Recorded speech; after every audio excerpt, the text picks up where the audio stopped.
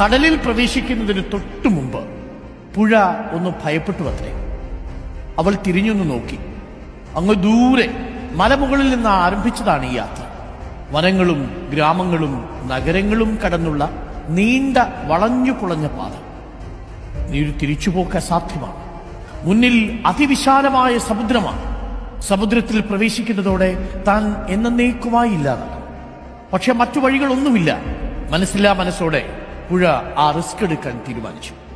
പതിയെ സമുദ്രത്തിലേക്ക് പ്രവേശിച്ചു.